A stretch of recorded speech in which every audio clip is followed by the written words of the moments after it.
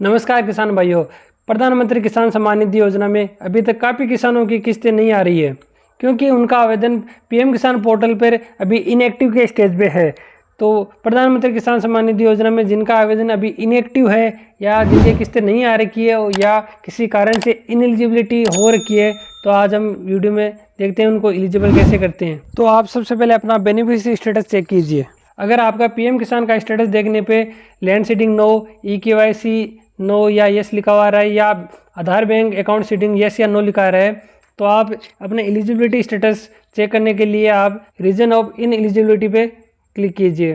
Reason of ineligibility click करने के बाद में अगर आपके वहाँ पे इन एलिजिबिलिटी की डेट लिखी हुई है, इसका मतलब ये है कि आपका आवेदन अभी बंद है, इनएक्टिव स्टेज में है। इनएक्टिव स्टेज में है इसलिए आपको उसको एक्टिव करवाना होगा, तभी आपकी किस्त आएगी। तब तक आपका आवेदन इस स्टेज में रहेगा, इनएक्टिव के मोड में रहेगा, तब तक आपकी आगामी किस्त नहीं आने वाली है। तो हम बात करते हैं कि इनएक्टिव स्टेज से आपको एक्टिव स्टेज में कैसे करवाएं। तो आपको करना ये है कि आपको सबसे पहले संबंधित अपना पटवारी या लेखपाल है उसके पास जाना है, उसको अपनी भूमि संबंधित डिटेल है वो आपको उपलब्ध करवानी है, जिसमें वो क्या करेगा कि आपकी पात्रता की जांच करेगा।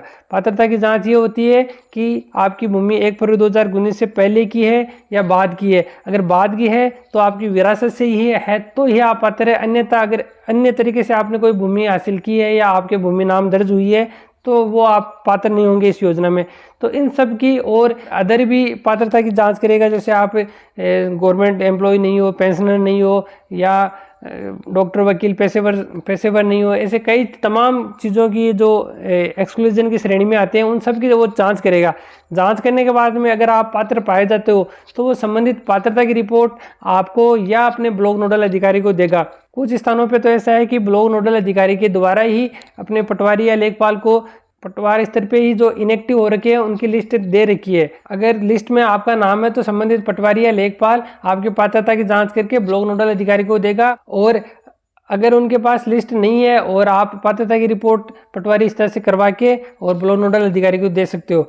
ब्लॉक नोडल अधिकारी के पास में पोर्टल पे अगर ऑप्शन है रिवोकेशन ऑफ इनएलिजिबिलिटी का एक ऑप्शन होता है, पोर्टल पे होता है, अगर वो उनके पास ऑप्शन है तो वो खुद अपने आपके पात्रता की रिपोर्ट स्कैन करके आपको इनएलिजिबिलिटी से रिवोक करके एलिजिबल कर देंगे। इसमें कुछ समय लगता है तो आप इंतज़ार करें। रिपोर्ट देने के बाद में महीना, 2 महीना, 3 महीने भी लग जाते हैं कभी कभी, तो आप रिपोर्ट देने के बाद में वेट करें। कुछ ब्लॉक स्तर पे ये सुविधा नहीं दी गई है, कहीं पे पोर्टल पे ये सुविधा नहीं है, तो वो क्या करते हैं कि संबंधित जिला नोडल अधिकारी को ये आपकी जो रिपोर्ट है पात्रता की वो वहाँ भिजवा दी जाती है, और जिला नोडल अधिकारी आपको फिर जो इनएक्टिव हो रखे हैं फार्मर उनको रिवोकेशन करते हैं, और इस प्रकार कुछ समय के बाद में आपका आवेदन इनएक्टिव से एक्टिव हो जाता है। और उसके बाद में जो इनएक्टिव से एक्टिव हुए हैं उनके पैसे आने में बहुत टाइम लगता है, उनमें लगभग आपको 6 महीने से लगभग साल भर के बीच का समय लग सकता है। तो आप अगर आपने रिपोर्ट दे दी है ब्लॉक नोडल या जिला नोडल अधिकारी या किस संबंधित को दे दी है और आपका आवेदन एक्टिव हो गया है, तो आप इंतज़ार कीजिए। आपकी किस्तें जो जहाँ से शेष रही है वहाँ से लेके आज दिनांक तक की जो भी किस्तें बनती है वो आपके सारे आ जाएंगी।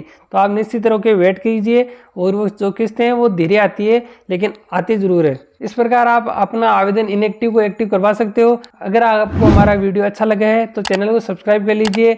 हम हमारे चैनल पे आपको सरकारी योजनाओं के संबंधित जो भी जानकारी है वो सही और सटीक जानकारी देने का प्रयास करते हैं, और जानकारी अच्छी लगी है तो लाइक और शेयर जरूर कीजिए। धन्यवाद।